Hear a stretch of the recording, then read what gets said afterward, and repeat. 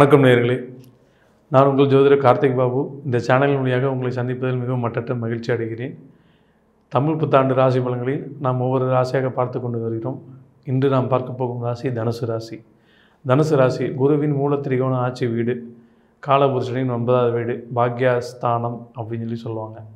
So இந்த குருவோட வீட்டில் வந்து பார்த்திங்கன்னா ஒரு பெரிய மனிதர், ஒரு நல்ல ஒரு பணம் படைத்தவர், ஒரு செல்வாக்கானவர், பஞ்சாயத்து பேசுகிறத ரொம்ப சூப்பர் பர்சனாலிட்டி, எல்லாரையும் வந்து பார்த்திங்கன்னா ஒரு தலைமை வழி நடத்தும் ஒரு அருமையான ஒரு நபர் அப்படின்னு சொல்லலாம்.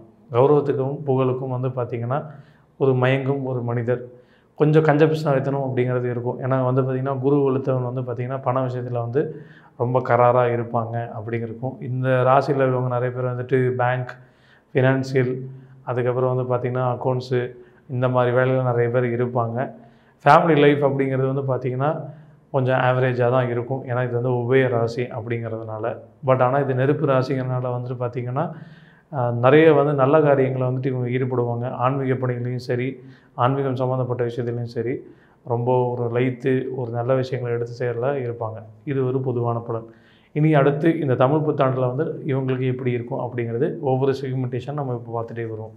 ஃபஸ்ட்டு இந்த ராசியில் இருந்த அரசியல்வாதிகளுக்கும் அரசியல் அமைப்புகள் இருக்கவங்களுக்கு எப்படி இருக்கும்.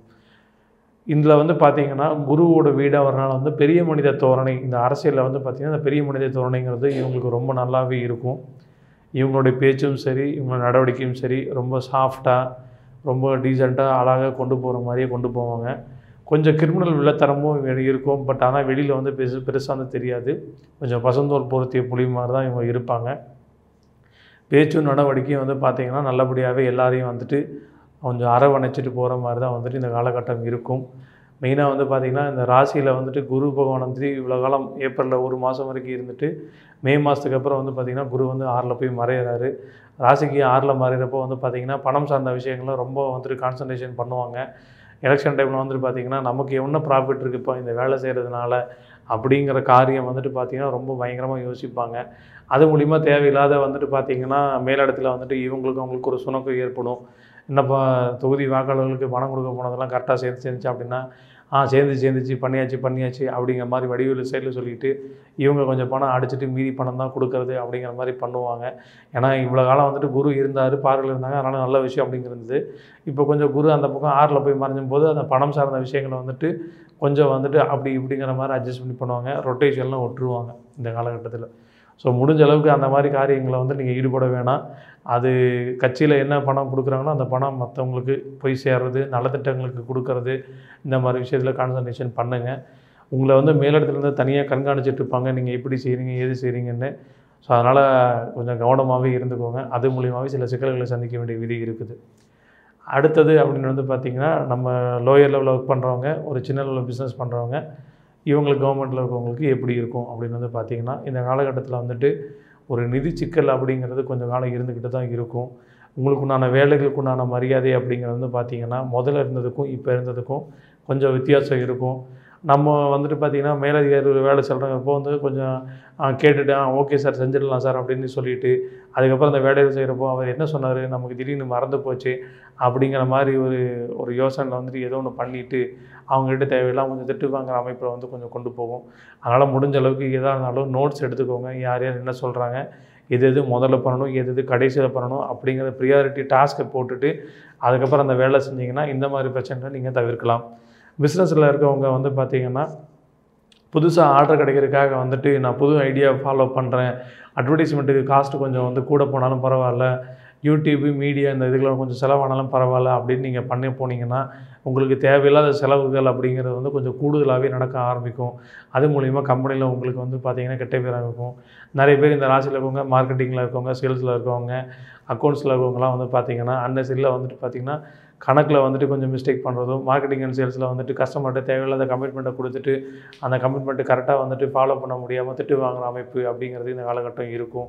ஸோ முடிஞ்ச அளவுக்கு அதை வந்துட்டு கரெக்டாக வந்துட்டு எழுதி வச்சு நோட் பண்ணி ஒவ்வொன்றையும் அழகாக ஃபாலோ பண்ணி கொண்டு போங்க. பண விஷயத்தில் கொஞ்சம் கேர்ஃபுல்லாகவே இருந்துக்கோங்க. சில நேரத்தில் வந்து உங்களுடைய பர்ஸை வந்து தொலைஞ்சு போகலாம். அதுக்கப்புறம் வந்து பார்த்திங்கன்னா கூகுள் பேயில் பண்ணுறப்போ வந்துட்டு அந்த நேரம் பார்த்து சர்வரில் பிரச்சனை அப்படிங்கிறது இருக்கும். ஸோ முடிஞ்ச அளவுக்கு அதை நீங்கள் கேஷை வந்து எப்போவுமே நீங்கள் கையில் எடுத்துக்கிட்டு எந்த இடத்துக்கும் நீங்கள் கொண்டு போங்க. எதை செலவாக இருந்தாலும் முதல்ல பிளான் பண்ணி பண்ண ஆரம்பிங்க. பிளான் பண்ணி பண்ணால் எல்லாமே ரொம்பவே நல்லாவே இருக்கும். வடிவேலு சொன்ன மாதிரி பிளான் பண்ணாமல் எதுவும் பண்ணக்கூடாது. ஸோ பிளான் பண்ணுங்கள், பிளான் பண்ணி செலவு பண்ணுங்கள். பிஸ்னஸில் வந்துட்டு லோயர் லெவலில் இருக்கவங்க வந்து பார்த்திங்கன்னா இந்த சிஎன்சியில் மிஷின் ஷாப் வச்சு நடத்துகிறவங்க, மெக்கானிக் ஷாப்பு இந்த மாதிரி வச்சு நடத்துகிறவங்கலாம் வந்து பார்த்திங்கன்னா உங்களுக்கு உண்டான தேவையான மெட்டீரியல்ஸ் வந்து முதலே நீங்கள் வாங்கி வச்சுக்கோங்க. கடைசி நேரத்தில் போய் வாங்கிக்கலாம்னா தேவையில்லாத அலைச்சல் தான் உருவாகும். அதுக்கப்புறம் தேவையில்லாத விரயமும் உருவாகும். இதெல்லாம் தவிர்க்கிறதுக்கு நீங்கள் வந்துட்டு பார்த்திங்கன்னா முன்னாடியே ஆர்டர் போட்டு மெட்டீரியல் போட்டு ஒரு 2 மாதம் முன்னாடியே எல்லாமே வாங்கி வச்சுக்கோங்க. புதுசாக ஆர்டர் கிடைக்கிறப்போ வந்து பார்த்திங்கன்னா அந்த கைட்லைன்ஸ் எல்லாம் என்னென்ன கொடுத்துருக்காங்க, அதில் டேர்ம்ஸ் அண்ட் கண்டிஷன்ஸ் எல்லாம் என்னென்ன இருக்குது, எப்போ டெலிவரி கொடுக்குறது என்ன, இதெல்லாம் கொஞ்சம் படித்து பார்த்து கையெழுத்து போடுங்க. சில நேரத்தில் அவசரத்தில் கையெழுத்து போட்டுட்டு அந்த மெட்டீரியல் கிடைக்காம நீங்கள் டெலிவரி லேட்டாக கொடுக்க போய் அது மூலிமா உங்களுக்கு தேவையான பெனால்ட்டி அப்படிங்கிறதெல்லாம் உருவாகும். ஸோ முடிஞ்ச அளவுக்கு அதை கொஞ்சம் தவிர்க்கிறதுக்கு உங்கள் வேலையில் நீங்கள் ரொம்ப கண்ணும் கருத்துமாக நீங்கள் இருந்துக்கோங்க. ஓகேங்களா? அடுத்தது வந்து பார்த்திங்கன்னா மாணவர்கள், மாணவிகள் இவங்களுக்கு இந்த தமிழ் புத்தாண்டு எப்படி இருக்கும் அப்படின்னு பார்த்திங்கன்னா, படிப்பு சார்ந்த விஷயங்களுக்காக வந்துட்டு நீங்கள் கொஞ்சம் வெளியில் போகிற மாதிரி இருக்கும். டியூஷன்ஸும் சரி, ஐவி டூர் இந்த மாதிரி விஷயத்தெலாம் கொஞ்சம் பண்ண வேண்டியது இருக்கும். புதிய புதிய இடங்களுக்கு போய் நீங்கள் படிக்கிற மாதிரி இருக்கும். அது மூலிமா உங்கள் பேரண்ட்ஸுக்கு கொஞ்சம் எக்ஸ்ட்ராவே பணம் செலவாகும். நீங்கள் படிக்கிற விஷயத்தை மட்டும் கொஞ்சம் கான்சன்ட்ரேஷன் பண்ணிக்கோங்க. தேவையில்லாத விஷயங்களுக்கு வந்துட்டு நீங்கள் வீட்டில் செலவு பண்ணுறாங்க அப்படிங்கிறதுக்காக வந்துட்டு உங்கள் சௌகரியத்துக்கு நீங்கள் ஜாலியாக இருக்கலாம் அப்படின்னு நினைக்க வேணாம். அது தேவையில்லாத பிரச்சனைலாம் இன்னும் கொஞ்சம் கூட சேர்த்திடும். படிக்கிறப்போ மட்டும் உங்கள் ஃப்ரெண்ட்ஸு சர்க்கிள் இவங்கெல்லாம் சொல்கிறதெல்லாம் தாண்டி உங்களுக்கு எது சரின்னு படுதோ அதை மட்டும் நீங்கள் செய்ய பாருங்கள். ஏன்னா உங்களுக்கு ஒன்றா விஷயம் வந்து நீங்கள் பண்ணுறப்போ அது வந்துட்டு உங்களுக்கு நல்ல ஸ்கோர் வந்து கொடுக்க ஆரம்பிக்கும். அடுத்தவங்க ஐடியாவை நீங்கள் தயவுசெய்து ஃபாலோ பண்ணாதீங்க. உங்களுக்குன்னு ஒரு தனியாக ஒரு ஓன் ஸ்டைலில் வந்து பண்ணிக்கோங்க. அடுத்து வந்து பார்த்திங்கன்னா இல்லத்தரசிகள், வேலைக்கு போகும் பெண்களுக்கு இந்த தமிழ் புத்தாண்டு எப்படி இருக்கும் அப்படின்னு பார்த்திங்கன்னா, வேலைக்கு போகிற இடத்துல வந்து பார்த்திங்கன்னா ஒரு ப்ரொமோஷன்ஸ், ஒரு இன்க்ரிமெண்ட்டு இதெல்லாம் வந்து ரொம்ப சூப்பராக கிடைக்கும்.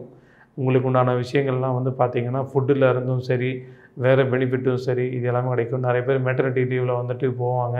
அவங்களுக்கு போயிட்டு வந்ததுக்கப்புறம் அந்த வேலையில் சில பிரச்சனை வந்துச்சு புதுசாக பார்க்குற மாதிரி இருக்கும். கொஞ்சம் அதை தாண்டி தான் நீங்கள் போய் ஆகணும், வேறு வழி இல்லை. ஸோ அதெல்லாம் நீங்கள் கொஞ்சம் பொறுமையாக கற்றுக்கிட்டு போங்க. ஹஸ்பண்ட் அண்ட் ஒய்ஃப் ரிலேஷன்ஷிப்பு அப்படிங்கிறது வந்து பார்த்திங்கன்னா இந்த காலகட்டத்தில் கொஞ்சம் சுமாராக தான் இருக்கும். ஏன்னா நீங்கள் வேலைக்காக அடிக்கடி ட்ராவல் பண்ணுற மாதிரி இருக்கும், உங்கள் ஹஸ்பண்டும் ட்ராவல் பண்ணுற மாதிரி இருக்கும். ஸோ மீட்டிங்ஸுங்கிறது ரொம்ப கம்மியாக இருக்கும். சில நேரத்தில் வந்து பார்த்திங்கன்னா டிவோர்ஸுக்காக நிறைய பேர் அப்ளை பண்ணி வெயிட் பண்ணிகிட்டு இருப்பாங்க. அவங்களுக்கு இந்த காலகட்டத்தில் சுமூகமாக டிவோர்ஸ் கிடச்சி மியூச்சுவல் ஃபண்ட்ஸ் எல்லாம் நல்லபடியாகவே ரிலீஸ் பண்ணி போயிடுவாங்க. ஸோ அவங்களுக்கெல்லாம் இந்த காலகட்டத்தில் நல்லபடியாக ட்ரை பண்ணலாம். குழந்தைக்காக நிறைய பேர் ட்ரை பண்ணிகிட்டு இருந்தவங்க இந்த காலகட்டத்தில் அதுக்குண்டான ஐவிஎஃப்லாம் ட்ரை பண்ணிங்கன்னா இந்த காலகட்டம் நல்லாயிருக்கும்.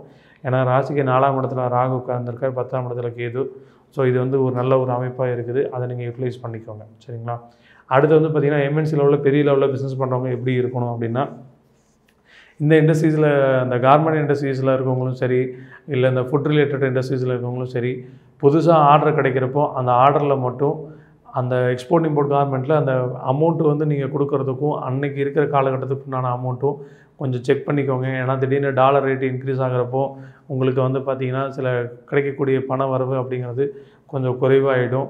ஸோ அதெல்லாம் கொஞ்சம் கவனத்தில் பிளான் பண்ணிவிட்டு கொஞ்சம் ஃப்யூச்சரை திங்க் பண்ணி அந்த ப்ரைஸிங்லாம் நீங்கள் கோட் பண்ணுங்கள். அதே மாதிரி டெண்டர் எடுக்கிறப்போ வந்து பார்த்திங்கன்னா கவர்மெண்ட்டோட கைட்லைன்ஸ் வேல்யூ என்னென்னுங்கிறத பார்த்துட்டு அதுக்கப்புறம் உங்களால் என்ன பெஸ்ட்டாக கோட் கொடுத்து பண்ண முடியுமோ அந்த டெண்டர் எடுக்க பாருங்கள். ஸோ அது மூலிமா உங்களுக்கு வந்து பார்த்திங்கன்னா நிறைய பணம் வந்துட்டு ஏர்ன் பண்ணணுங்கிறதுக்காக வந்துட்டு லாஸ் பண்ணிடாதீங்க. ஸோ அதில் கொஞ்சம் ஃபோக்கஸ்டாக இருங்க. எம்ப்ளாயீஸ்க்கு வந்து நீங்கள் கொடுக்கக்கூடிய பெனிஃபிட்ஸ் வந்து இந்த காலகட்டத்தில் கொஞ்சம் குறைவாக இருக்கும். அதனால் எம்ப்ளாயீஸ் கொஞ்சம் வந்துட்டு கொஞ்சம் ஒரு மாதிரி என்னங்க நான் நினச்ச இது நடக்கவே இல்லை அப்படிங்கிற மாதிரி அவங்க ஃபீல் பண்ணுவாங்க. ஸோ முடிஞ்ச அளவுக்கு அவங்களுக்கு உண்டான விஷயங்கள் கொஞ்சம் நல்லபடியாக பண்ணுங்கள். ஏன்னா 3ல் வந்து சனி பகவான் இருக்கிறது உங்களோட தொழிலாளர் வேலைகளுக்கு நீங்கள் எவ்வளோ நல்ல விஷயம் பண்ணுறீங்களோ அவ்வளோக்குண்டான எதிர்பார்க்கான ரிட்டர்ன்ஸ் வந்து பார்த்திங்கன்னா ரொம்ப நல்லபடியாக இருக்கும்.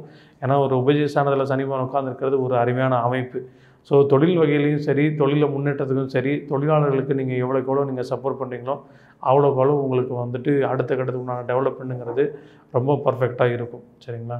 அடுத்தது வந்துட்டு பிஸ்னஸில் வந்துட்டு மெயினாக வந்து அக்ரிமெண்ட்டு போகிறப்போ வந்துட்டு பார்த்திங்கன்னா அந்த டாக்குமெண்ட்ஸை வந்துட்டு 1க்கு 2 தடவை வந்துட்டு ஒரு வக்கீல்கிட்டையும் அந்த டாக்குமெண்ட் ரைட்டர்ஸு இவங்களுக்கெல்லாம் வந்துட்டு ஒரு தடவை செக் பண்ணிக்கிட்டு அதுக்கப்புறம் வந்துட்டு உங்கள் செக்ரட்டரிக்கிட்ட ஒரு தடவை நீங்கள் பார்த்துட்டு கடைசியாக நீங்களும் ஒரு தடவை படிச்சுட்டு நீங்கள் சைன் பண்ணுங்கள்.